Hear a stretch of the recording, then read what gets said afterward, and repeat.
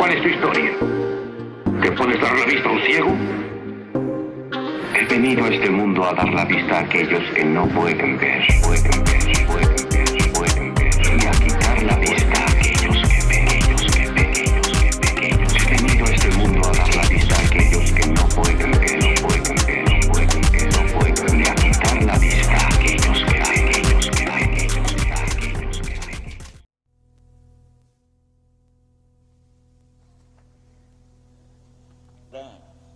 Rezando la oración de Santo Tomás como lo hicimos la primera vez,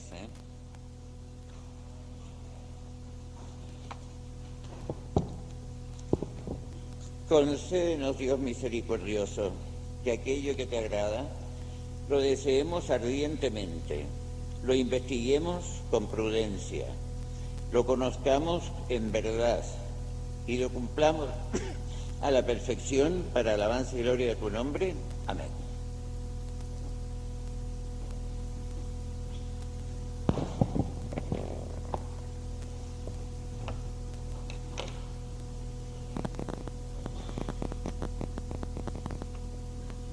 Nos queda todavía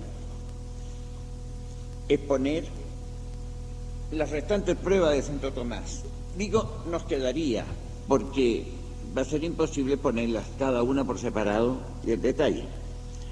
Desde luego, porque el proceso de todas ellas es siempre el mismo. Se parte de un hecho de experiencia, se conjuga el hecho de experiencia con el principio de causalidad eficiente y luego se demuestra que no se puede recurrir a una progresión infinita porque eso repugna a la razón, de manera que en todas ellas nos encontramos con un término que es trascendente a la serie y a ese término lo llamamos Dios. La prueba por el carácter secundario, o segundo más bien, y subordinado por lo siguiente, de las causas eficientes es del todo semejante a la primera. Para esto tenemos que detallar un tanto lo que es una causalidad eficiente. Porque como sabemos nosotros, hay distintos tipos de causalidad. Se llama causa todo aquello que influye en el ser de algo o de alguien. Pero, naturalmente, hay distintos tipos de influjos. Hay influjos intrínsecos e influjos que vienen desde fuera. Los influjos intrínsecos son, aunque parezca un tanto extraño llamarlo influjos, son los principios constitutivos de toda entidad. Las causas intrínsecas nuestras, por ejemplo, como personas humanas que somos, son, como personas humanas digo, son nuestra alma y nuestro cuerpo. El alma como forma sustancial, como principio intrínseco, último, de perfecciones, de todas las perfecciones de un ser, y el cuerpo, que es la materia prima, que es un principio a la vez multiplicador y limitador, o más bien, para guardar la lógica, un principio limitador y multiplicador de las formas sustanciales.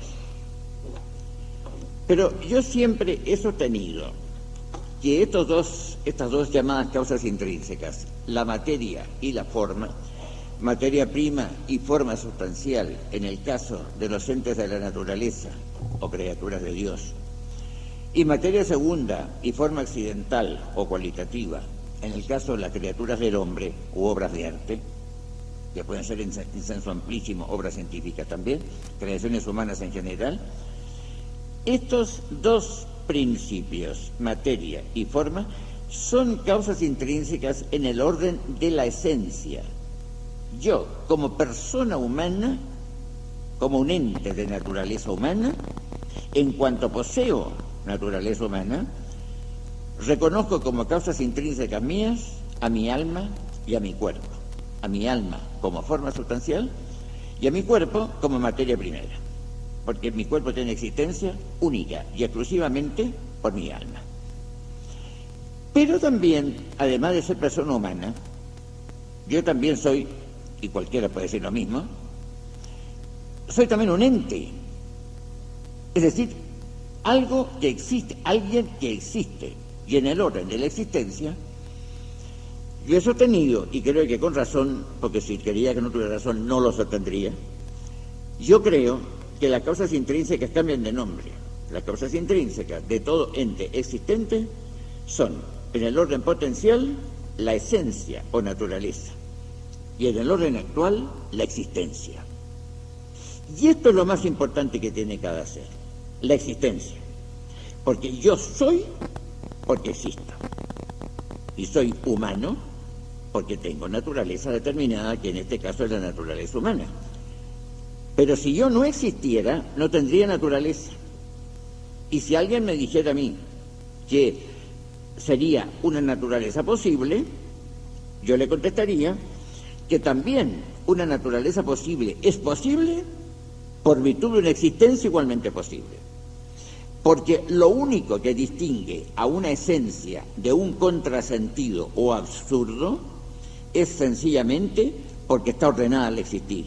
Esencia es aquello que es o puede ser, o sea, aquello que es en acto o es en potencia. Lo que no puede ser en acto no es esencia. Lo que no puede ser en potencia, mucho menos lo es un contrasentido. Y precisamente la piedra de toque, para que una realidad posible sea verdaderamente esencia posible y no sea un contrasentido, es sencillamente que dice relación con la existencia. Luego, allí está la razón de la esencialidad de un ser, de la naturaleza de un ser, en la posibilidad de existir o en la actualidad de existir. Bueno, estas son las cosas intrínsecas, materia y forma en el orden de la esencia y existir en el orden de la entidad. Pero hay otro tipo de causas, que no son causas intrínsecas ya, sino que son causas extrínsecas. Y estas cosas extrínsecas son las que realizan verdaderamente la noción de causa. Porque se entiende que la causa es superior y trascendente al efecto. No puede ser nunca del mismo orden que el efecto. Porque si la causa pudiera, de alguna manera, ser del mismo orden que el efecto, entonces tanto valdría que del efecto diera razón la causa o el propio efecto. Y como no puede ser un efecto de razón de sí mismo, tampoco puede ser que la causa eficiente sea del mismo orden que el efecto. Tiene que pertenecer a un orden que le es trascendente de alguna manera determinada. Porque cuando se habla de causa eficiente, estamos refiriéndonos nosotros a la causa que, por decirlo así, que es prototípica.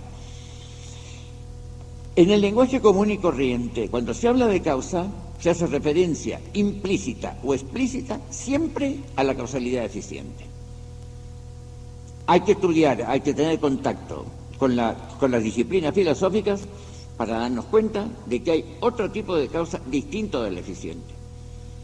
Y tanto es así que a la causa eficiente prototípica, que al producto de una causa se le llama efecto. Y sin embargo, si nos atuviéramos a las exigencias estrictísimas del lenguaje, el único fruto causal que mereciera llamarse efecto es el fruto de la causalidad eficiente. Porque el efecto viene del latín effectus, que es el participio pasado, correlativo del participio presente, efficiens, productor. Y esto viene del verbo efficio, produzco. De manera que cuando se habla de la causalidad final o de la causalidad ejemplar o de estas causalidades intrínsecas a que acabamos de referirnos, que son la materia y la forma en un orden esencial y la esencia y el existir en un orden entitativo, estamos haciendo extensivos a este tipo de factores el factor llamado causa eficiente. No quiere decir que la causa eficiente sea la causa más causa de todas, no. La primera de todas las causas es la causalidad final, porque es la que pone en juego todas las causas restantes.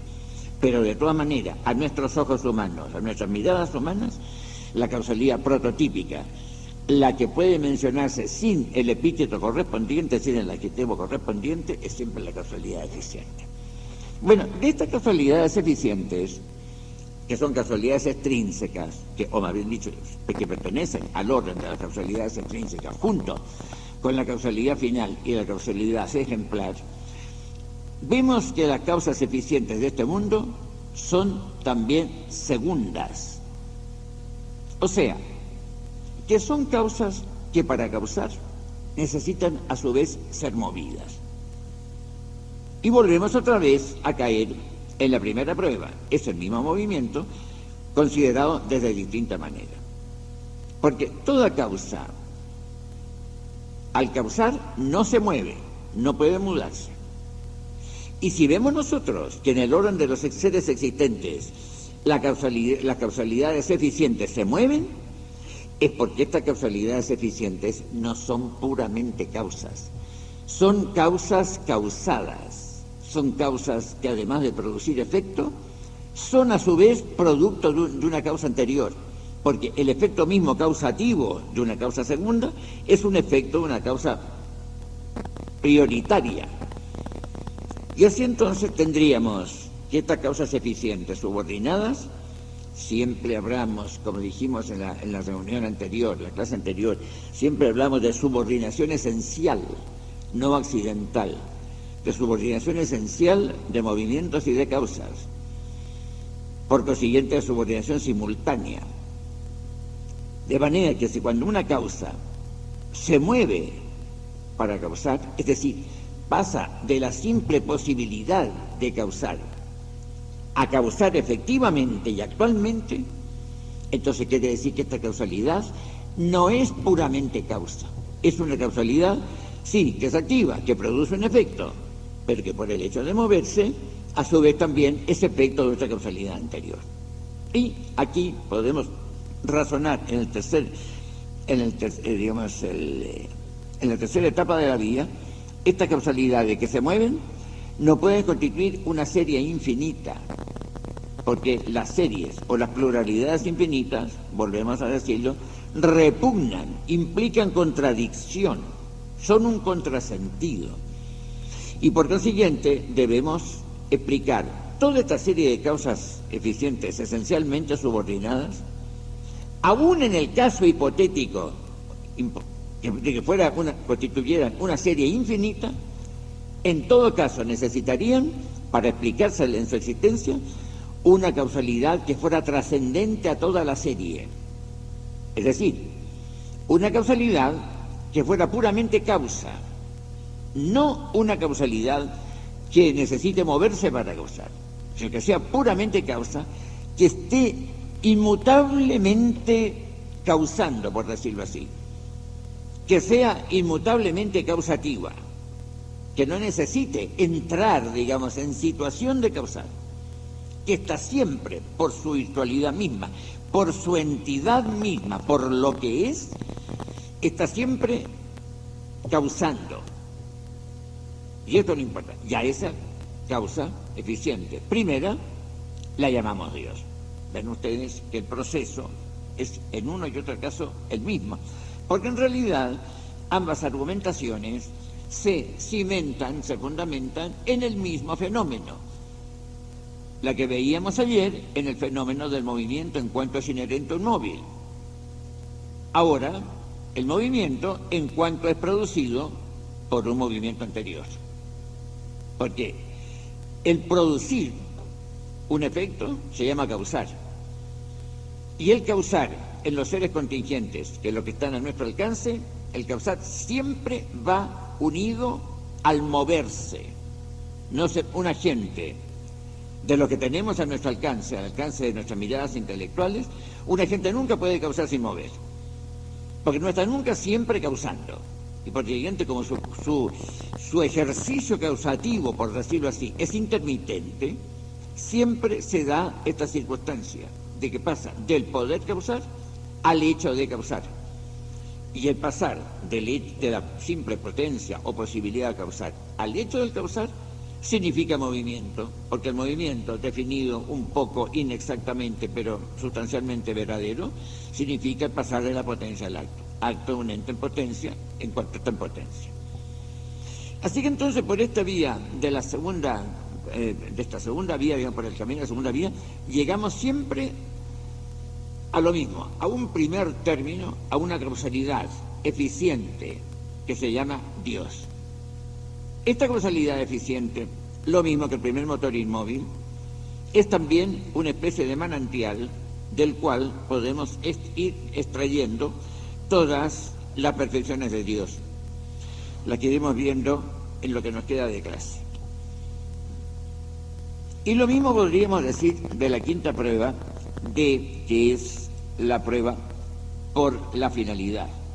No por la finalidad que existe en el universo, de que todo, sino porque el hecho de experiencia, Santo Tomás parte, lo digo una vez más, siempre de hechos de experiencia, de lo que se ve, de lo que se palpa, de lo que se toca, siempre se pasa de algo que está ordenado a un fin.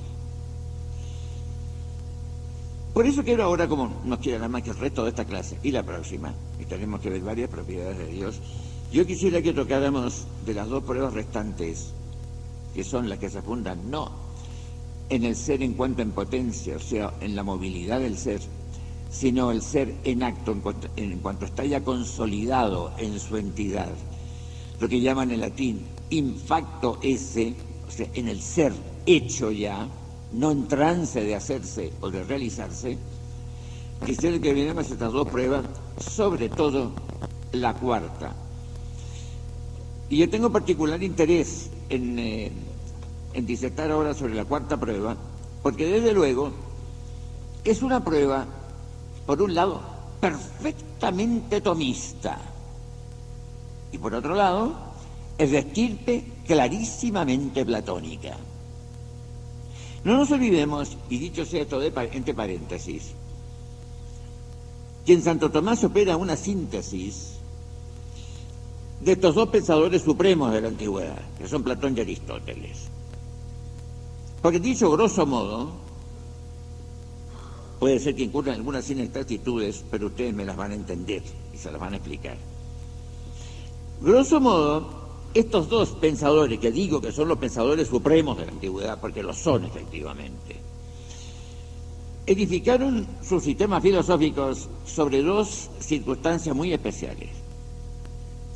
Platón sobre la participación, Aristóteles sobre la causalidad.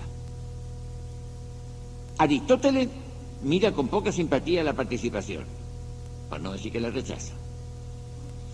Platón no trató mucho de la causalidad, y sin embargo, el pensamiento tomista no es que yuxtaponga a Platón con Aristóteles, no valdría nada, entonces Santo Tomás no habría pasado a ser un pobre ecléctico, un yuxtaponedor, por decirlo así, sino que lo sintetiza. Ya es una síntesis perfecta de la causalidad y de la participación. Porque el fundamento, la razón de ser, la justificación de la participación es la causalidad. Y el coronamiento y el remate de la causalidad es la participación. Porque cuando una causalidad eficiente produce un efecto, ese efecto participa de la causalidad. El fundamento de esta participación es la causalidad eficiente, es la eficiencia. Y tampoco puede darse eficiencia sin una participación, porque es absolutamente contradictorio concebir un agente, una causalidad eficiente, que al producir un efecto no deje en alguna manera huella de sí misma en el efecto producido. De manera que son dos circunstancias absolutamente inseparables. Es un contrasentido suponer una causalidad eficiente que no esté coronada por la participación del efecto respecto de esa causa que lo ha producido. Es absolutamente un contrasentido pretender que la participación no se funda en nada. Tiene que fundarse en algo, y este algo, en lo único que puede fundamentarse, es en la causalidad eficiente. Y esto fue, digamos, esta fue la gran hazaña de Santo Tomás. Sintetizar, no yuxtaponer, ni compilar, no. Sintetizar, reducir a unidad estas dos visiones que en alguna manera eran parciales. Y sintetizarlas en una visión totalizadora, perfecta, como dos fenómenos o circunstancias mejor, porque no son fenómenos absolutamente inseparables. Y por eso tengo yo un especial interés en hablar de esta cuarta prueba, porque esta cuarta prueba, siendo, como digo, perfectamente tomista, es de clara estirpe platónica. ¿En qué consiste la cuarta prueba? Su enunciación es muy fácil, es muy sencilla. La enunciación de las pruebas tomistas, sobre todo en la suma teológica, es de lo más escueto que cabe, y esta es particularmente escueta. Dice Santo Tomás que vemos que hay seres más o menos perfectos. Este es el hecho de experiencia. Segundo punto, segunda etapa de la prueba.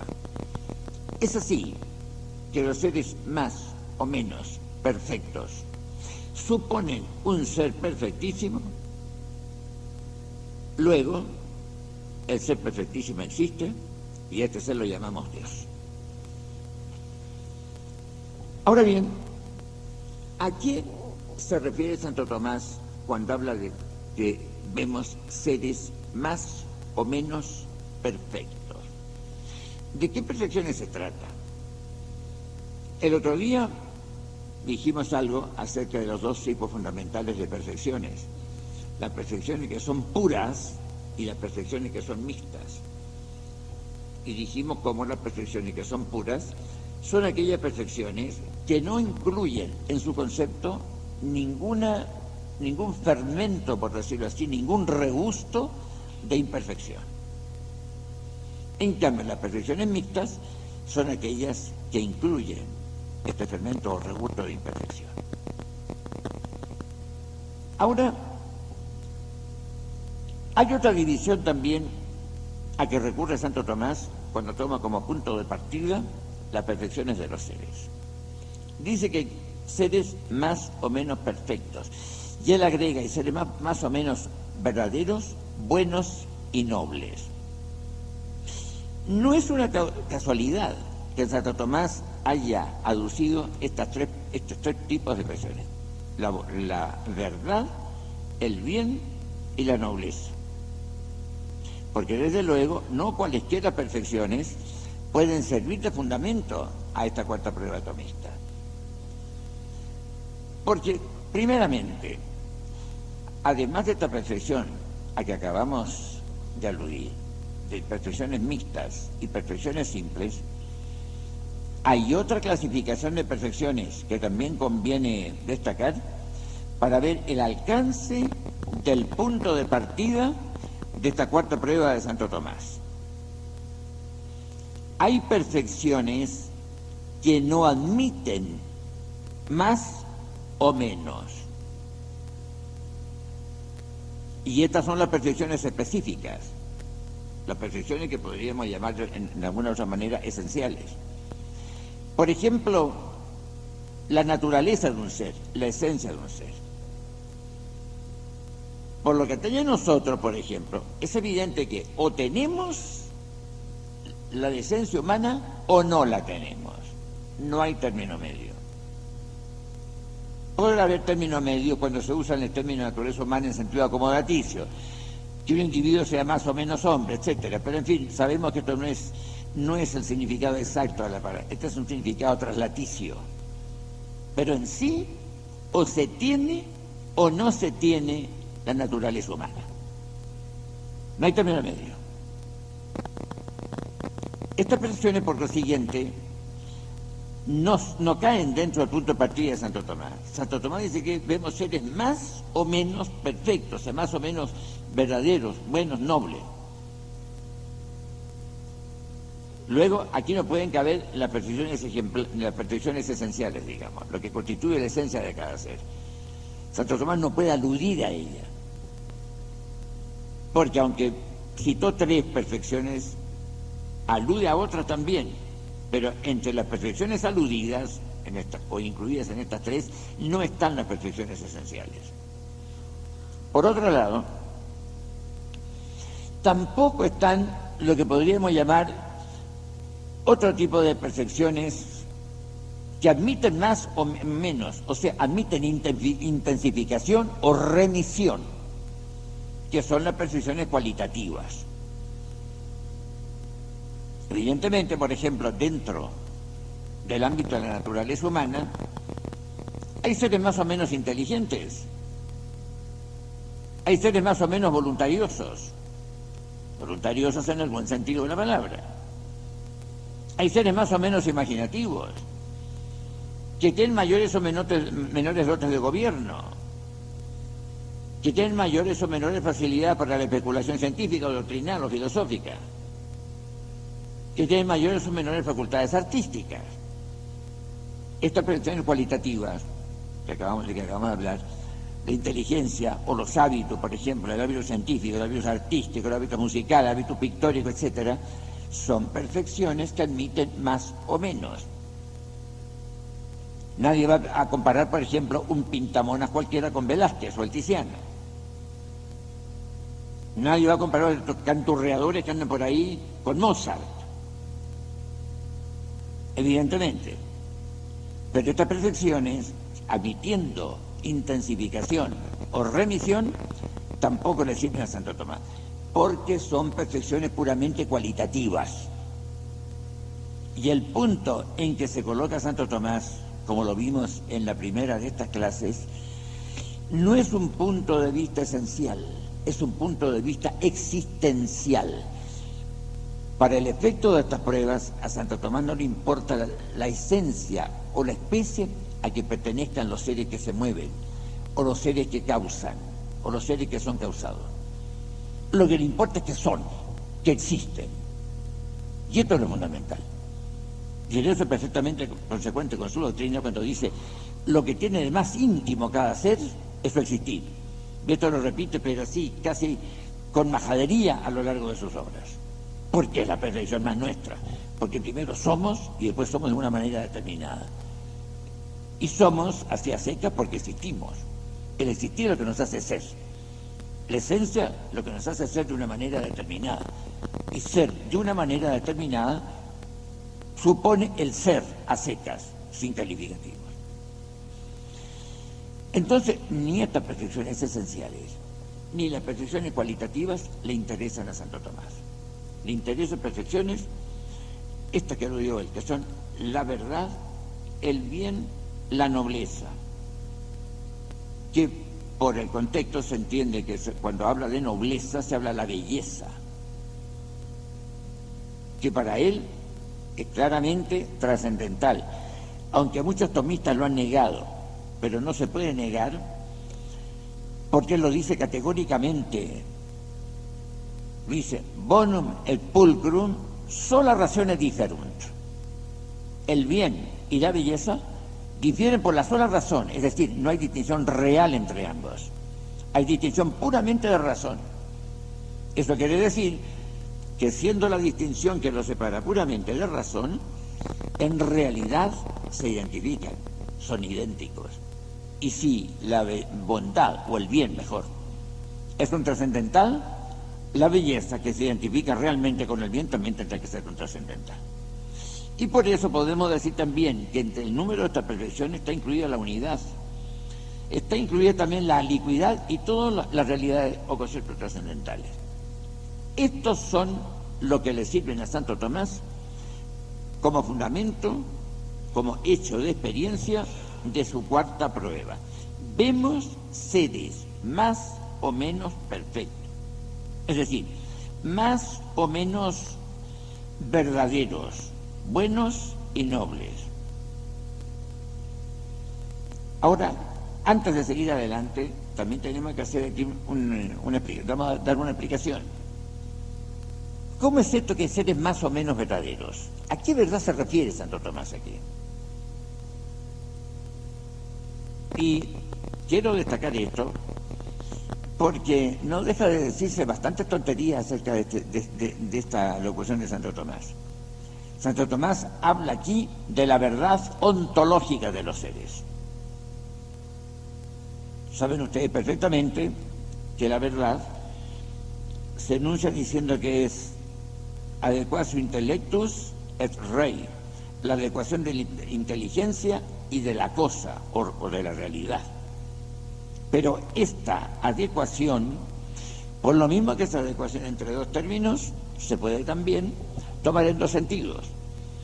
o es la cosa la que se adecua a la inteligencia, sería adequatio rei ad intellectum, o bien sería la adecuación de la inteligencia a la cosa, adequatio intellectus ad rem. La primera es la verdad ontológica común a todos los seres, porque todos los seres son verdaderos en cuanto se adecúan a la inteligencia divina que los está manteniendo en el ser. Porque la creación de Dios, de la criatura por parte de Dios, no fue un acto circunstancial, efímero, es un acto constante. No podemos decir que Dios nos ha creado. Tenemos que decir que en este momento mismo Dios nos está creando, nos está manteniendo en el ser. A esta verdad se refiere Santo Tomás, a la verdad ontológica por la cual cada uno de los entes existentes se adecúan a la inteligencia divina que los está manteniendo en el ser. Adequatio entis o rei contingentis, diríamos, ad intellectum divinum. A esta verdad se refiere Santo Tomás, y no podía ser a otra, porque la verdad lógica, la adecuación de la inteligencia a la cosa, adequatio intellectus ad rem, es un caso particular nuestro, pero no se hace extensivo a todas las criaturas. Únicamente las criaturas dotadas de alma espiritual, que somos las personas humanas, somos las que podemos poseer la verdad lógica. Nosotros poseemos la doble verdad. La verdad lógica porque nos adecuamos a la realidad mediante un acto de nuestra inteligencia. Pero también la verdad ontológica porque con todo nuestro ser íntegro, total, omnímodo, nos estamos adecuando indeleblemente, indefectiblemente a la inteligencia humana que nos está manteniendo en el ser. A esta, vuelvo a decir, a esta verdad se refiere Santo Tomás. Hay seres, por lo siguiente, más o menos verdaderos, lo que quiere decir más o menos perfecto, más o menos seres quiere decir en realidad, y por lo siguiente, más o menos buenos, no con bondad moral, sino con bondad ontológica, que es muy distinta, porque también se trata de una bondad trascendental, no de la bondad ética humana, sino de la bondad que tenemos todos los seres por el solo hecho de existir o de ser. Y la belleza, porque aunque nos cueste a veces decirlo, tenemos que, o si nos cuesta, decirlo no cuesta tanto, pero nos cuesta a veces admitirlo, de que todo ente es bello, cuesta, ¿verdad? Pero tenemos que admitirlo.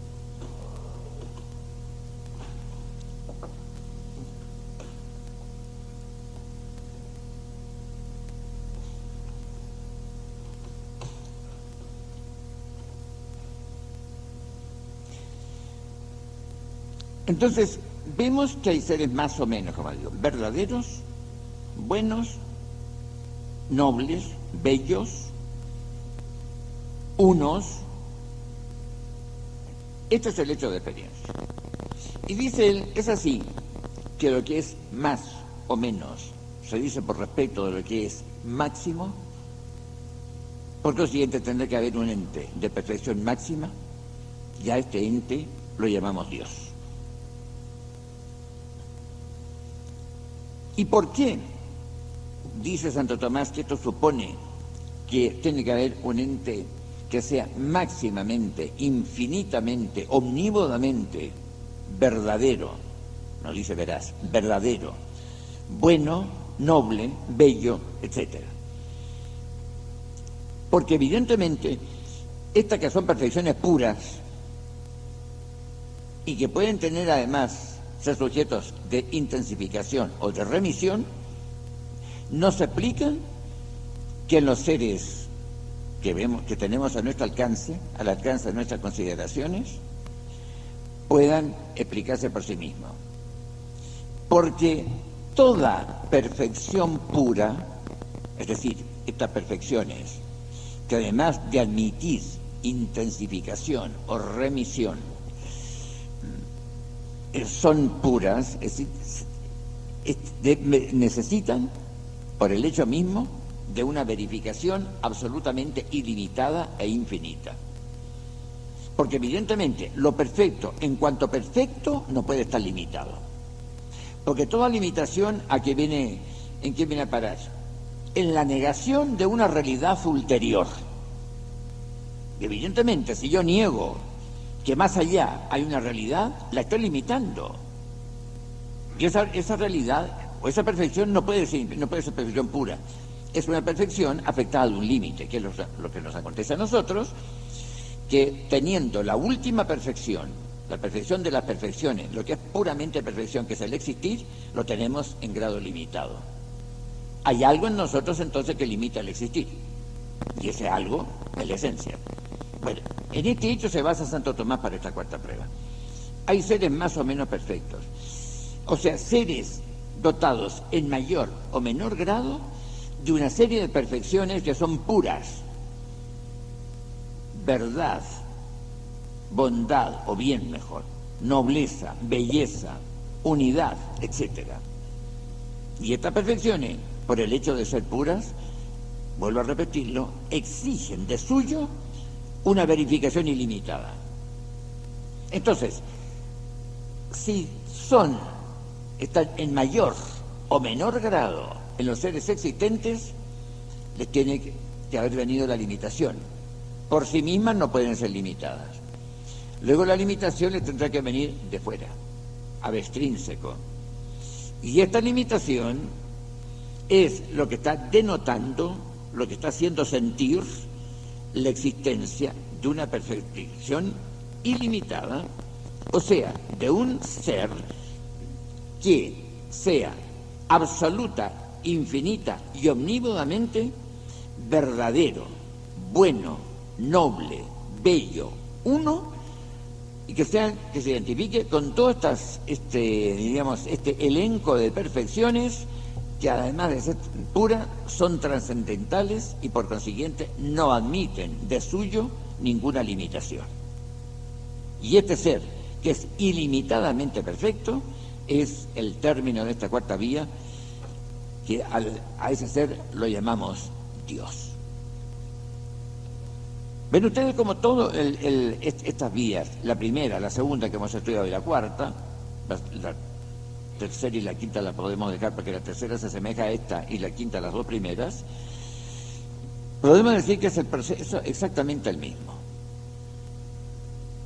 Y hay que ver entonces en qué situación queda, o en qué situación está mejor, no es que quede, es que está, o se halla, este ser, término de estas cinco vías, respecto de los entes que nos sirven a nosotros como fundamento para llegar hasta la existencia de este ser infinito. Este ser evidentemente trascendente.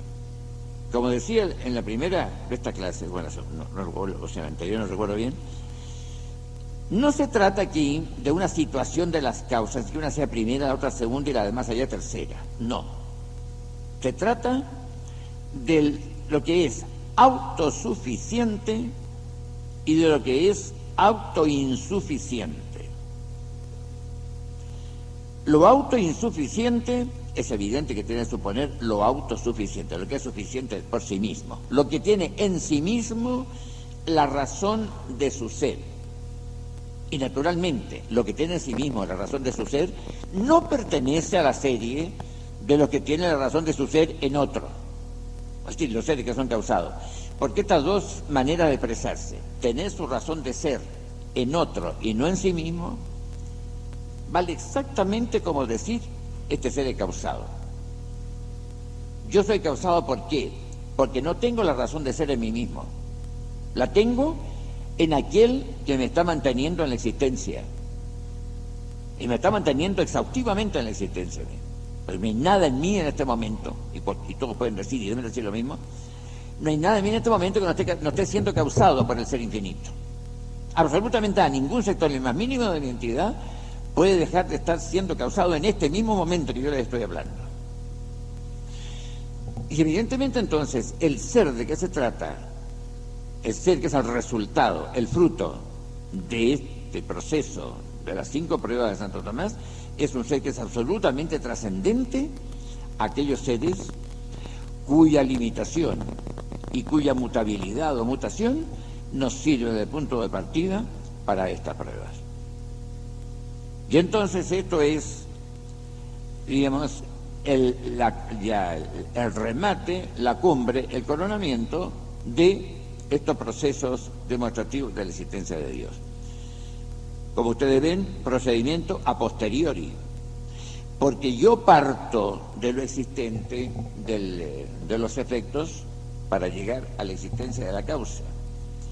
Esta demostración es a posteriori por el hecho de que comienza en lo posterior, porque cuando se habla de demostración a posteriori, se habla elípticamente, se dice, porque la expresión total debía ser demostración a posteriori ad priorem, de lo posterior a lo primero, porque lo posterior es el efecto y lo primero es la causa. Ahora, en mi conocimiento se sigue un orden inverso.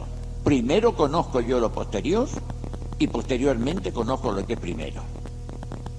Y esto es lo que ocurre con estas pruebas. Es una demostración a posteriori que elabora Santo Tomás para demostrar con absoluta evidencia que existe un primer motor inmóvil, que además es causa primera, autosuficiente, el acto siempre de causar, que es un ser necesario, que ha existido siempre por lo siguiente, que es perfectísimo y que tiene en sí mismo, que es en sí mismo el fin de todo cuanto existe, incluso de sí mismo, porque Dios es el fin de sí mismo.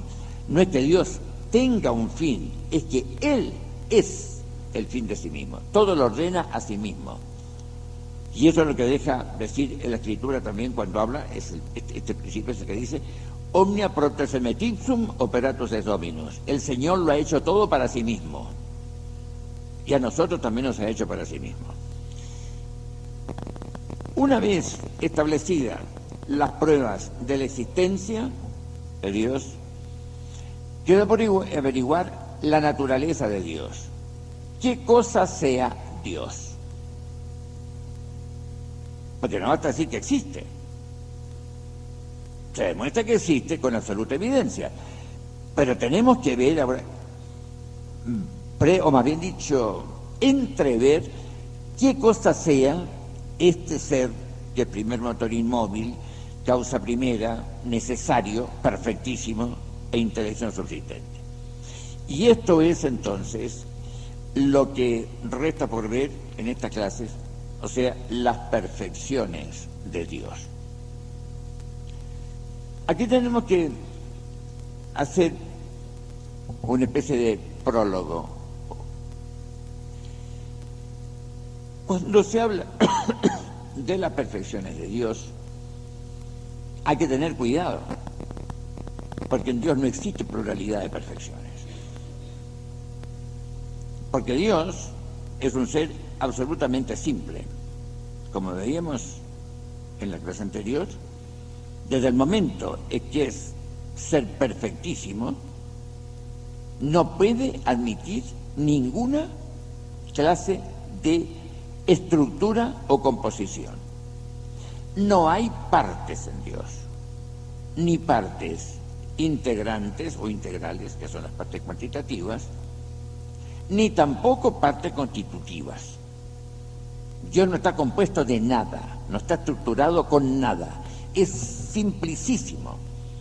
Ni siquiera esta estructura fundamental de esencia y existir puede darse en él. Los seres contingentes, aquí que frecuentamos nosotros, con los que tenemos contacto, estos son los únicos que tenemos contacto inmediato, los seres contingentes visibles, porque de los seres contingentes invisibles no tenemos noticia más que por la revelación, porque por la razón natural no podemos demostrar la existencia de los ángeles, no podemos de ninguna manera. Estos mismos seres contingentes tienen existencia, los seres visibles, y los ángeles también, pero de esto no tenemos por qué preocuparnos ahora. Tenemos existencia, pero no somos existencia. Somos esencia, somos personas existentes que tenemos existencia. Dios es su existencia.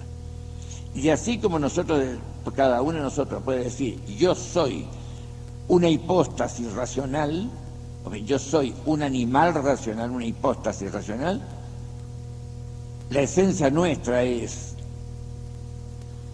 la naturaleza humana, Dios es el existir puro. La esencia nuestra es la animalidad racional, la esencia de Dios es el existir.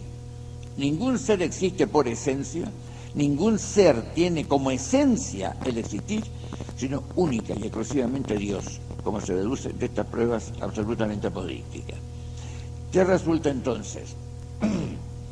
Que desde el momento que Él tiene como constitutivo esencial el existir, es el existir subsistente, esto rechaza cualquier tipo de estructura o de composición. Y por eso yo creo que el atributo principal de Dios para nosotros es la simplicidad. Pero, vuelvo a repetir, estas perfecciones no son el número plural en Dios. La pluralidad se debe a lo ínfimo de nuestra inteligencia, a que nuestra facultad intelectiva no puede conceptualizar exhaustivamente a Dios. Porque si yo pudiera conceptualizar exhaustivamente a Dios, tendría que ser infinito como Dios. Porque los conceptos son producto de la actividad de mi inteligencia. Mi inteligencia es finita, puesto que podríamos definirla como la capacidad que tiene un ser inteligente, se entiende los seres inteligentes, visibles, que somos nosotros, no hay otros, de convertirse en la realidad conocida. Eso es conocer una realidad, convertirse en ella. Como Santo Tomás, estamos explicando el pensamiento de Santo Tomás. Si yo conozco una realidad, me convierto intencionalmente en esa misma realidad. Pero es evidente que la conversión en una realidad cualquiera, esta conversión de la cual soy apto yo y es apto cualquier persona inteligente, dotada, perteneciente a la especie humana, el hecho de poder convertirme yo en una realidad, intencionalmente se entiende, es limitado. Porque yo, ente limitado, persona limitada, acotada a una especie determinada de existir, que es el existir humano, y dentro de la especie humana, hacer una versión individualizada de esta misma forma humana, evidentemente que estoy incapacitado para convertirme en la realidad infinita. Es un contrasentido. Y como yo no puedo ser capaz de convertirme, ni ser capaz por toda una eternidad de convertirme en la realidad infinita, porque es un contrasentido, lamentable además, por consiguiente yo no puedo.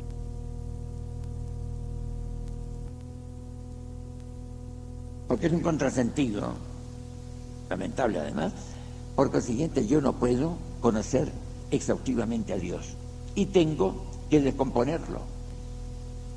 Es una comparación, no es una razón. Acontece con esto tal como ocurre con la luz blanca al pasar a través de un prisma que se resuelve en los 7 colores del espectro. Es análogamente lo mismo, no digo que sea lo mismo, es análogamente lo mismo, es algo semejante, porque comparación no es razón.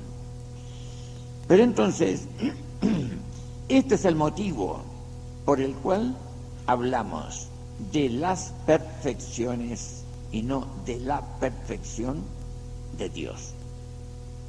Ahora, se llaman estas perfecciones de Dios también las propiedades de Dios.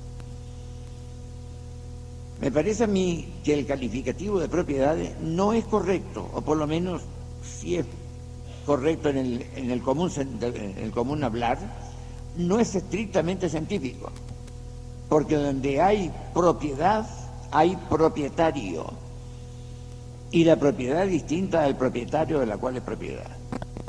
Aquí no se trata de distinciones. Por eso yo creo que la manera más exacta o menos inexacta, como ustedes quieran, de expresar lo que son las perfecciones de Dios sería esta: son los modos particulares que tengo yo de considerar el existir divino. Entonces son aspectos particulares. La perfección son aspectos de este Dios entrevisto y conocido imperfectísimamente por mí. Apenas entrevisto, como decíamos en nuestra reunión anterior, es infinitamente más o incomparablemente más lo que no sabemos de Dios que lo que sabemos de Dios. Entonces aquí se aplica también este principio. Son aspectos bajo los cuales puedo yo considerar la perfección suprema de Dios, a la cual no veo, sino que la entreveo en las criaturas. Y esa es la razón de la pluralidad. Ahora, como digo, de estas perfecciones, que son en número indeterminado, porque esto depende de la consideración nuestra, se nos aparece como la primera de todas la simplicidad. O sea, ¿qué es la carencia de todo tipo de estructuras? Sabemos que los seres creados tenemos tres estructuras fundamentales.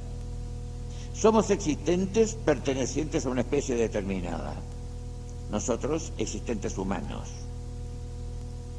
Porque esto que parece tan familiar, es de lo más misterioso que podemos contemplar. Porque la persona humana existe, y yo puedo decir en el sentido estricto de la palabra que yo existo. Y puedo decir también que la hormiga existe, en el sentido perfectamente propio de la palabra. No es una manera de decir, una hormiga existe, un átomo de hidrógeno existe, una molécula de ácido sulfúrico existe también, un árbol existe, un león existe, y yo también existo. Y en todos estos casos el existir es absolutamente propio. No es una manera de decir, es efectivo que todos estos seres de distinta perfección son todos existentes. Y existentes en el sentido estricto de la palabra.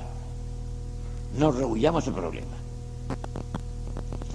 Pero existimos, pero estructurados. Existimos dentro de una especie determinada, y aquí tenemos la estructura de esencia y existir. Y dentro de la especie humana, dentro de nuestra esencia humana, somos versiones individuales de una sola y misma esencia. Y aquí tenemos otra estructura, la de materia prima y forma sustancial. Y somos seres o entes que nos movemos. Creo que lo decíamos el otro día.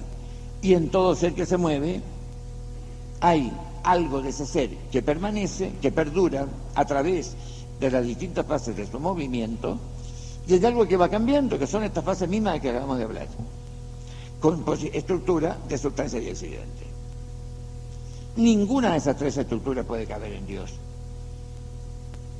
Por lo mismo que es existir subsistente, cualesquiera estructuras estarían introduciendo por el hecho mismo en Dios la potencialidad, porque todo ente estructurado se halla en potencia para la desestructuración, para la desarticulización, para la descomposición, estaría en potencia. Evidentemente todo ser compuesto puede descomponerse, y naturalmente el poder descomponerse o desestructurarse quiere decir que está en potencia para la desestructuración, y luego ya no sería el acto puro. Porque lo siguiente, la condición de acto puro a la cual llegamos respecto de Dios en virtud de estas 5 pruebas, la condición de acto puro está demostrando que Dios es infinitamente refractario a cualquier tipo de estructura o de composición. Es el ser simplicísimo. Y este atributo de la simplicidad de Dios tiene una enorme importancia en nuestra vida práctica también. Y aquí voy a tratar muy así, digamos, al sesgo de algunos puntos, porque van a ser tratados más adelante, es profeso, por otros profesores que van a aplicar aquí mismo en este curso. La simplicidad de Dios, desde luego, identifica en Él su existir, su causar, su inteligir y su querer. El querer de Dios es su existir. El inteligir de Dios es su existir. ¿Por qué es tan importante esto? Porque del mismo modo que yo no puedo conocer propiamente el existir divino, que es la naturaleza de Dios, tampoco puedo conocer propiamente el querer de Dios ni el inteligir de Dios. Y voy a darle en este momento al querer de Dios otro calificativo de índole un poco más práctica. El calificativo, digo, no la cualidad calificada. Los propósitos de Dios, los fines de Dios. Muchas veces preguntamos, ¿pero para qué? ¿Por qué? ¿Para qué puede Dios haber hecho esto? La respuesta es simplicísima. Dios no puede actuar sino para sí mismo, porque no puede ser sino para sí mismo. En Dios el actuar es lo mismo que el ser, el querer es lo mismo que el ser, el inteligir es lo mismo que el ser. Si yo no conozco el ser divino, tampoco puedo conocer el querer divino, tampoco puedo conocer los propósitos de Dios. No los puedo conocer, absolutamente imposible, por más que nos afanemos. Deberíamos afanarnos en otras cosas más fructíferas que en esta, porque aquí llegaremos siempre a un fracaso absoluto, que fracaso nuestro, no de Dios naturalmente. No podemos conocer los propósitos de Dios. ¿Para qué Dios habrá hecho esto? San Juan de la Cruz, que además era un místico supremo, era un enorme teólogo también, tiene nuestra respuesta simplicísima. El por qué, él se lo sabe. Es evidente, porque el único que sabe de Dios es Dios. Yo no puedo conocer a Dios positivamente, y yo no puedo saber lo que es Dios. Porque fíjate bien, cuando yo digo que Dios es el existir subsistente, este es un punto que se me había pasado a tratar, ustedes ocuparán el desorden y la falta de lógica. Cuando yo digo que Dios es el existir subsistente, estoy diciendo algo que es Dios, pero no estoy diciendo todo lo que es Dios. Dios es inconocible en lo que es, así como el constitutivo formal nuestro. La naturaleza formal nuestra es la humanidad,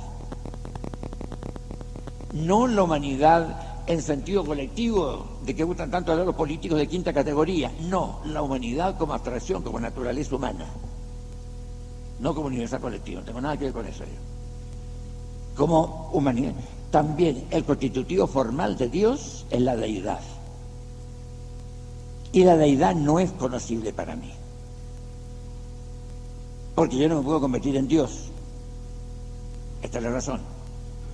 Entonces, evidentemente que la deidad de Dios es lo que lo constituye formalmente o cuasi formalmente como Dios. Y esto es inaccesible no solamente a nuestra inteligencia humana, sino absolutamente a toda inteligencia creada. Porque únicamente puede conocer a Dios quien es Dios.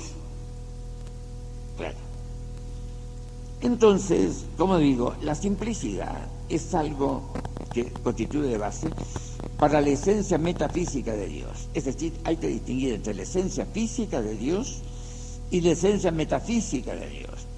La esencia física de Dios es lo que Él es en realidad, que es completamente inaccesible para mí. La esencia metafísica de Dios es lo que puedo con la esencia de Dios en cuanto conocida por mí, partiendo de la atracción de los seres visibles y materiales que tengo a mi alcance. Y esta esencia metafísica de Dios, como decíamos, es ipsum esse subsistens, el mismo existir subsistente. Pero no vayamos a creer, por favor, que el mismo existir subsistente es la deidad. No hay contraposición entre los dos, evidentemente. Lo que quiero decir es que la deidad no es solamente el mismo existir subsistente, es esto, por cierto, pero infinitamente más. Y esta excedencia infinita es la que yo no conozco. Por eso yo, para conocer qué cosa sea Dios, tengo que contentarme con un conocimiento analógico de Dios, con la esencia metafísica de Dios, no con su esencia física. La esencia física la veremos, lo espero, todos nosotros en la otra vida. Pero el verla no quiere decir comprenderla, por favor.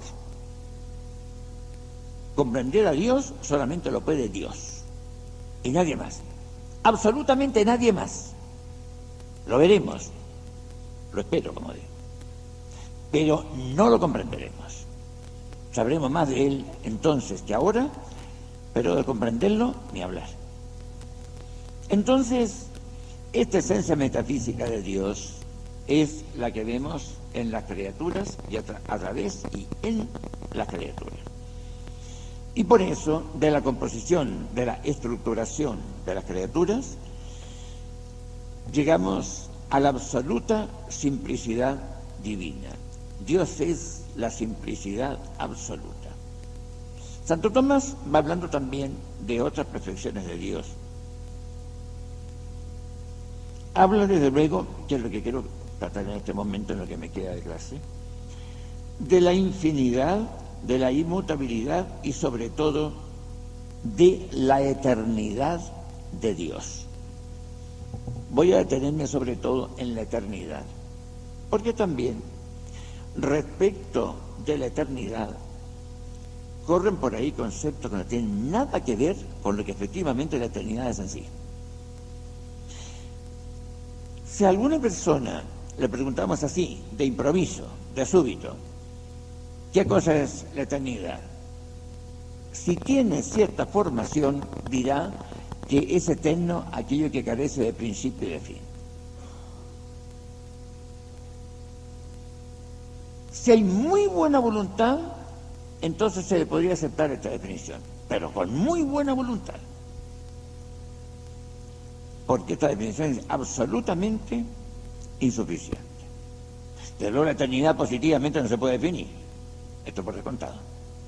Pero sí que se puede tratar de abordar una definición. No basta carecer de principio o de comienzo y carecer de término para que una cosa sea eterna. Y aquí cito un argumento de autoridad. Santo Tomás dice y demuestra que no se puede demostrar por la razón natural que el mundo haya comenzado alguna vez. Hay muchos que se escandalizan con esta proposición. Él la afirma categóricamente. Y sin embargo, él, que ha afirmado esto, que no se puede demostrar por la razón natural que el mundo haya comenzado alguna vez, es el que recurre al comienzo de ciertas criaturas para demostrar la necesidad de que exista un ser necesario. Porque Santo Tomás habla del comienzo de que el mundo haya comenzado, no de que una criatura determinada haya comenzado.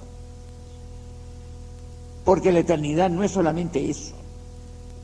Desde luego, la definición que acepta Santo Tomás y la comenta magistralmente es la definición que dio alguna vez el que fue llamado el último de los romanos, que fue Marco Boecio. Boecio dice que la eternidad es la posesión plena y perfecta de una vida interminable. Interminabilis vitae, tota simul et perfecta possessio. De manera que la eternidad incluye mejor, algo más que la carencia de comienzo y la carencia de fin, evidentemente. El que es eterno, verdaderamente con eternidad en el estricto sentido de la palabra, ha tenido que carecer de comienzo y carecerá de fin. Porque el comienzo y el fin son propiedades del tiempo, de esta realidad tan tenue llamada tiempo, que le hacía decir a San Agustín que cuando a él le preguntaban lo que era el tiempo no lo sabía, pero si no se le preguntaban lo sabía. Aristóteles lo definió como medida del movimiento según anterioridad y posterioridad, definición que acepta Santo Tomás. Por consiguiente, según Aristóteles y según Santo Tomás, el tiempo es la medida del movimiento según anterioridad y posterioridad, por consiguiente. Luego, si el movimiento no es eterno, el tiempo tampoco lo puede ser. Así que no confundamos la cadencia de comienzo con la eternidad. La eternidad, en la definición de Boecio, dice que es posesión plena y perfecta. ¿De qué? ¿Qué significa posesión plena y perfecta? Es una posesión que no sufre ni admite vicisitudes, que por consiguiente es absolutamente plenaria, no posee más o menos, no se puede dar mayor o menor eternidad, se es eterno o no se es. Y a continuación, de una vida, el ser eterno tiene que ser viviente, y un ser que no sea viviente, que no esté dotado de vida, no puede ser eterno. Claro, como consecuencia carece de comienzo en el tiempo y carece de fin en el tiempo también. Viene desde toda eternidad y va a toda eternidad también, pero una eternidad que podríamos denominar unidimensional, es decir, que es eternidad únicamente en la perspectiva cronológica, en la perspectiva del tiempo y nada más. Pero la eternidad de Dios es otra cosa. Se trata de una inmutabilidad que nace de la plenitud de su ser. Siendo el ser plenario, infinitamente pleno, es imposible que haya vicisitud en él. Y no habiendo vicisitud no puede haber tiempo, por eso carece de comienzo y de fin.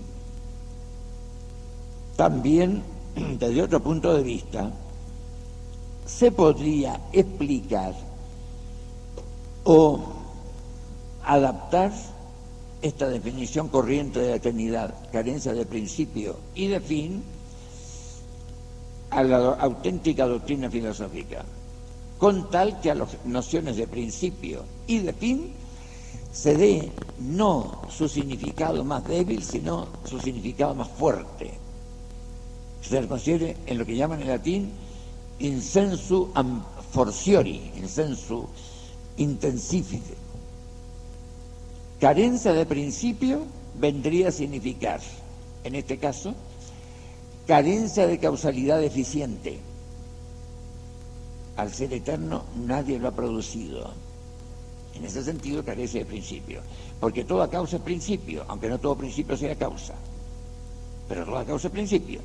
Por eso, si a la noción de principio le damos el significado fuerte de causa, de algo que influye en el ser de una realidad, entonces sí que podemos admitir que la eternidad sea carencia de principio, o sea, carencia de todo tipo de causalidad eficiente, en el sentido de que carece de causa, que es incausado. Y si a la palabra fin, correlativamente, le damos también el significado de causa, y en ese sentido, carencia de fin no sería ya carencia de término en el tiempo, sino carencia de causalidad final. Es decir, que así como el ser eterno, el existir eterno, carece de todo principio que lo haya producido, porque es improducible, existido siempre, también carezca de cualquier objetivo al cual encaminarse, que sea él mismo su fin. Y entonces, claro, así, bajo este aspecto, en esta perspectiva, la eternidad sería aquello, o sería eterno mejor, aquello que carece de causa eficiente y de causa final. O sea, aquello que tiene en sí mismo la razón de su ser, no en su causa, no en alguna causa hipotética que lo hubiera producido, y que tiene en su mismo su fin. Porque entonces, teniendo en sí mismo su fin, no puede encaminarse a ningún fin ulterior. Porque este fin, si fuera ulterior, sería el mismo Dios y no sería este presunto Dios que se encaminaría a ese fin. Entonces, esta propiedad de Dios es extraordinariamente importante, considerar en toda su fuerza la eternidad de Dios. Y yo creo que considerando la eternidad de Dios y antes la simplicidad de Dios, ya entonces se pueden comprender, no digo las restantes perfecciones de Dios, sino que se podrían comprender muchas cosas que ocurren en este mundo y que a primera vista, si no estamos bien enterados e informados de este alcance de estos atributos divinos, de la inmutabilidad, de la simplicidad y la eternidad, no las explicaríamos de ninguna manera ni encontraríamos razón. Por hoy lo vamos a dejar hasta el martes próximo. Y ahora, como en la clase anterior, si alguno quiere hacer alguna pregunta, pues estoy dispuesto a contestarle, si es que puedo contestarle. Y si no, le diré sencillamente que no sé.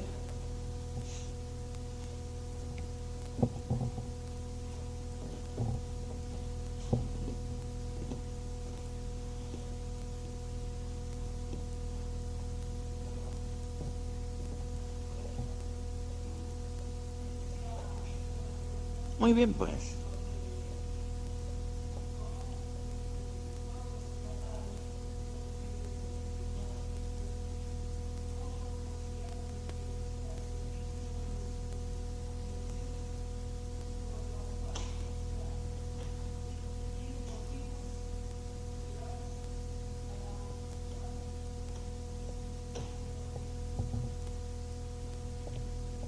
Acabo de decir que la pluralidad de motivos o de quereres en Dios nace de la reticencia de nuestra inteligencia, no que en Dios haya pluralidad.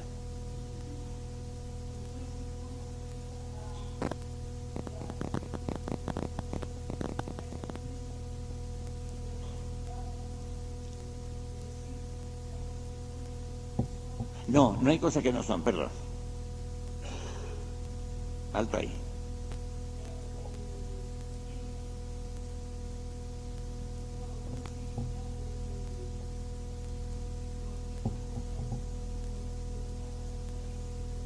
Yo tampoco me lo sé explicar. Si acabo de decir precisamente que el querer de Dios no lo podemos explicar nosotros. Nosotros vemos que las cosas son así nada más. Sabemos que Dios quiere tal cosa. No sabemos por qué ni cómo la quiere. ¿Cómo? Pero le vuelvo a decir, por la deficiencia de mi inteligencia. Pero si usted algunas mismas realidades creadas tiene usted que considerar de distintos puntos de vista para poder siquiera ceñirla más de cerca. Pero eso lo vemos cada día en nuestras especulaciones. Usted se explica, por ejemplo, cómo le diría, que extrañiste el equilibrio de la consagración de la primavera. ¿Usted cree que la relación de causa-efecto se puede verificar esto? Si la causalidad no se prueba por la experiencia, la causalidad se aplica por la razón nada más. Por la experiencia lo único que podemos nosotros verificar es que una cosa viene después de la otra. Nada más. Y por eso muchas veces esta sucesión de cosas que después de la realidad A de la realidad B, muchas veces creemos que B está causado por A y no es así, y nos equivocamos. Porque la causalidad, el influjo causal, es inaccesible a los sentidos. Y es inaccesible a la imaginación. Cuidado con que en metafísica empleemos la imaginación para razonar. La persona humana tiene que una sola facultad para razonar, que es la inteligencia. La imaginación en estos casos, y lo dije yo en la primera reunión, en la primera clase, la imaginación no hace más que daños en la metafísica. No solamente la mística, razón por la cual Santa Teresa le llamaba la loca de la casa. No, en metafísica también la imaginación es la loca de la casa. No podemos imaginar. Yo recuerdo que en clase de metafísica, cuando la Facultad de Filosofía de la Católica estaba allá abajo, en Alonso Valle, esquina de 18, yo tenía un alumno religioso, sacerdote y muy distinguido, a quien quiero mucho, y no sé qué principio metafísico senté yo en clase, y me dijo, pero padre, esto no lo podemos imaginar. En buena hora, le dije yo, porque si lo imagináramos no sería metafísica. Pero claro, aquí no podemos imaginar las cosas. A nosotros nos consta que Dios no puede estar dotado de composición, como lo acabamos de demostrar. Porque siguiente no es más que una sola cosa, su existir. Y este existir es trascendente a nuestra inteligencia. nosotros, según lo consideramos a través de la criatura, no se olvide usted que todos los conceptos que podamos aplicar a Dios parten de las criaturas. Así que tienen una carga digamos, de potencialidad. Nosotros no somos capaces de la actualidad pura, no somos capaces porque somos contingentes. Entonces tenemos que hablar al modo humano. Y es como una persona, tenemos el caso del fotógrafo, el orden de lo sensible. Muchas veces un fotógrafo está tomando desde distintos puntos de vista distintas fotografías con una sola y misma realidad. ¿Por qué? Porque con una sola fotografía no alcanza a agotarla. Y fíjese que es bien distinta la cosa. Si una realidad miserable como la realidad material no la podemos agotar fotográficamente de un solo punto de vista, y debemos seguir toda la realidad divina. Porque hay que meditar un poco estas cosas. No puede haber pluralidad en Dios. Si admitiéramos pluralidad en Dios, tendríamos que admitir, para no faltar a la lógica, que Dios no es Dios. Y le advierto que contra la divinidad de Dios se ha atentado muchas veces. Y hay un caso muy ilustre, ¿no?, que lo voy a nada más que mencionar rápidamente. En la famosa contienda de Auxilis, que ardió por allá en la España del Renacimiento y del Barroco, entre los partidarios de la promoción física y los partidarios de la ciencia media, un ilustre teólogo que sostuvo que Dios conocía a las criaturas en sí mismos, en sí mismas. Este teólogo, que era religioso, no lo quiero nombrar naturalmente, pero en fin, es famosísimo. Este teólogo cayó en una inconsecuencia en que no cayó el mismo Aristóteles de provisto como estaba de la luz de la revelación. Aristóteles dice que el primer motorismo no puede conocer el mundo, porque si conociera el mundo, se entiende con el conocimiento especulativo, estaría determinado por el mundo y ya no sería Dios. Y esta lógica férrea de Aristóteles, que demuestra el genio de Aristóteles, no lo supo mantener este otro teólogo, todavía dotado como estaba de la luz de la revelación. Y sostuvo, sin pestañear, que Dios conocía las cosas en sí misma. Con lo cual, negaba, en último término, la divinidad de Dios.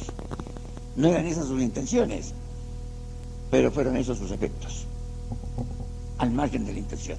No admitamos pluralidad en Dios. ¿Cómo Dios, en un solo acto infinito y simplicísimo, quiere, intelige, ama, crea, conserva? Esto no lo podemos saber. Y le digo por la misma razón. Porque pretender saber cómo quiere Dios es pretender saber cómo existe Dios. Que es lo mismo en él. Yo no puedo, ni usted tampoco, ni yo podemos saber cómo existe Dios. Pues ni usted ni yo podemos saber cómo quiere Dios. Sabemos que quiere. Y sabemos que el querer de Él es infinito y se identifica con su existir. Y lo misterioso, porque mire, aquí también hay que destacar una cosa. Hay gente que cree que para encontrarnos con misterios tenemos que ascender al orden sobrenatural. Es una tontería. En el orden natural tenemos los misterios ya. La analogía del ser, por ejemplo, es un misterio absolutamente insoluble para la inteligencia humana. La analogía del ser, que es una de las bases de la metafísica, que es ciencia razón natural. Y aquí lo mismo. No podemos conocer cómo quiere Dios, porque no podemos saber cómo existe Dios. En Dios, el querer y el existir son lo mismo.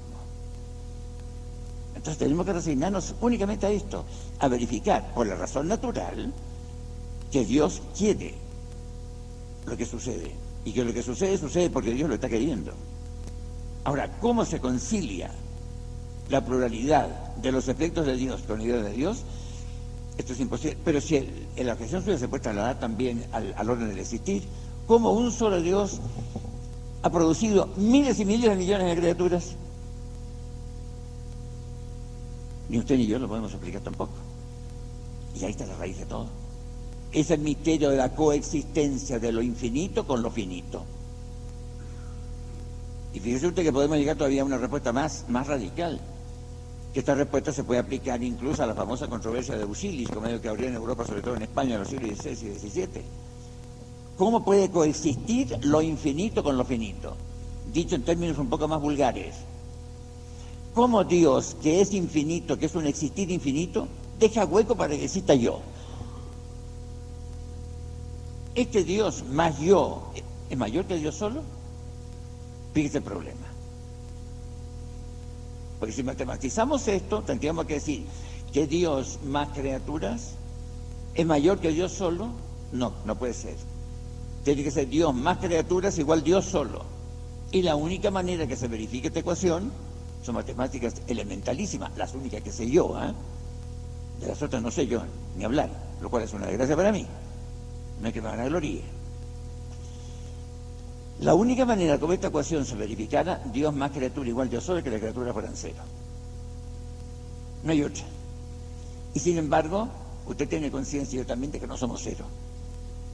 De que estamos aquí, de que somos mudables, que estamos existiendo y que ni usted ni yo nos hemos echado al mundo por nosotros mismos. Ahí estamos. Y esto tenemos que verificarlo. El cómo, Él se lo sabe. Y se lo sabrá por toda una eternidad. Porque el cómo actúa Dios es el cómo es Dios. Y no hay más que contestar. No hay otra.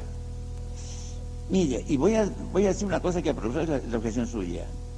Yo creo, estoy seguro de que estoy en la razón, de que la metafísica enseña a ser humildes. Porque en metafísica nos estamos topando a cada paso con el misterio. ¿Y el misterio en qué consiste? Consiste en una realidad que desborda las posibilidades de nuestra inteligencia. Es decir, que hay realidades superiores a nuestra inteligencia. No hay más. No sé si le habré satisfecho con la respuesta, pero no soy capaz de darle ninguna otra respuesta. Así que no es por falta de voluntad, es por falta de posibilidades nada más.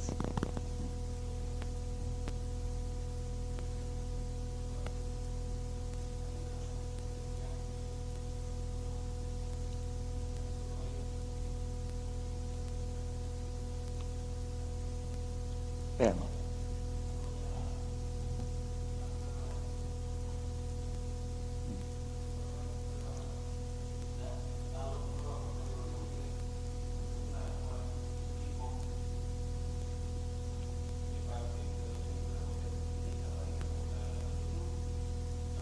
Perdone, no le oí. ¿Sí?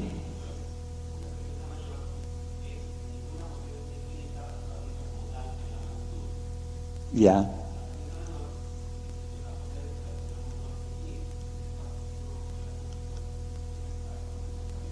Ya.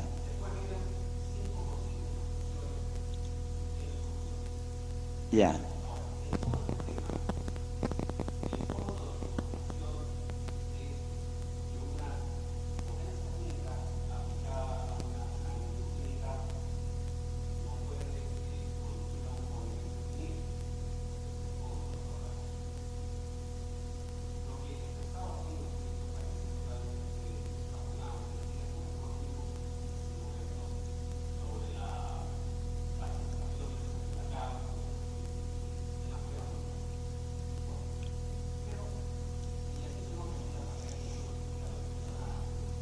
Yo tampoco. Así que estamos iguales.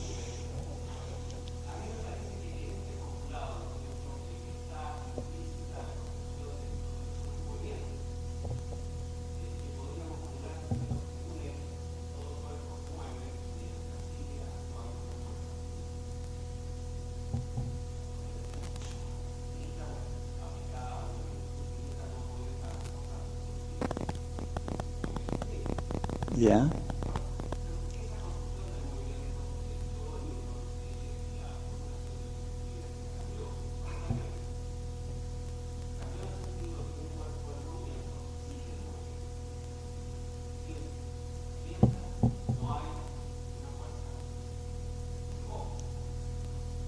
Ya.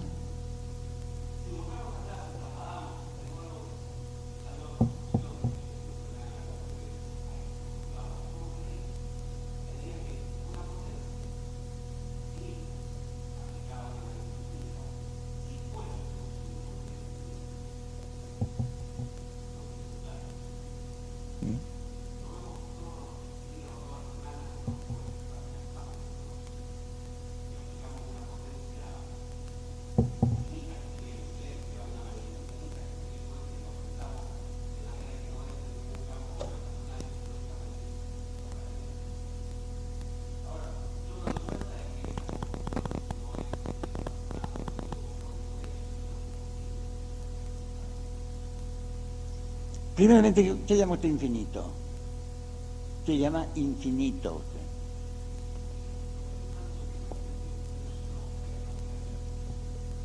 Ah, no, es que lo infinito es otra cosa. Es una plenitud de ser. Fíjese bien, el movimiento no puede ser infinito en ese sentido. Aunque fuera infinito, yo no sé nada de física, como le digo, pero supongamos que fuera un movimiento que durara siempre, eso no significa que sea infinito. Un movimiento no puede ser infinito porque es el paso de la potencia al acto. Entonces la palabra infinito se emplea en dos sentidos absolutamente equívocos.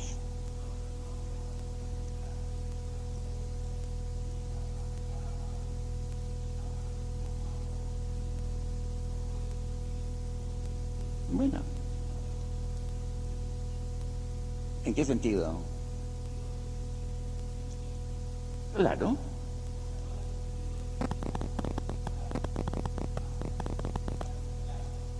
Sí, claro.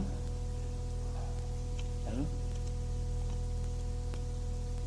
Pero de todas maneras, si es infinito, es decir, primeramente, un ente material no puede ser infinito. Porque si en tu movimiento tampoco puede ser infinito. Es que estamos jugando con los significados de la palabra infinito y estamos empleando aquí en dos sentidos completamente distintos, en sentidos equívocos, no digo equivocados, pero sí equívocos. Los llamados infinitos, plenitud de perfección. Generalmente se emplea el término infinito por otro término que debía emplearse más exactamente que lo indefinido, lo que puede durar siempre. Pero lo que dura siempre no es infinito en uno cualquiera de los momentos de esta duración. Supongamos que un movimiento que ha comenzado siempre, que lo es decir, que ha existido siempre, que no ha tenido comienzo ni fin. Eso no quita que en una fase determinada, en un momento determinado, ese momento no sea infinito, puesto que hay sucesión, puesto que hay partes del movimiento que ya pasaron, partes que todavía no han pasado. Lo que ya pasó ya no existe, lo que todavía no ha pasado todavía no existe, por lo siguiente no hay existencia plena. Y ese es el significado del valor infinito en metafísica. Lo que es sin limitaciones. Luego un movimiento no puede ser infinito. Porque lo que está en movimiento no es plenamente en la medida en que se mueve. Luego si no es plenamente en cualquier medida que sea, no es infinito. Y ese es el sentido de la palabra de Santo Tomás, y no hay otro.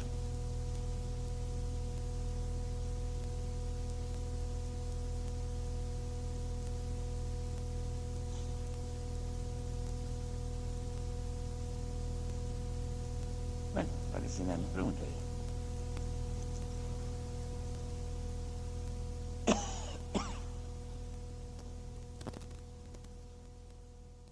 ¿Cómo? ¿Cuál es tu historia? ¿Te puedes dar la vista a un ciego? He venido a este mundo a dar la vista a aquellos que no pueden ver.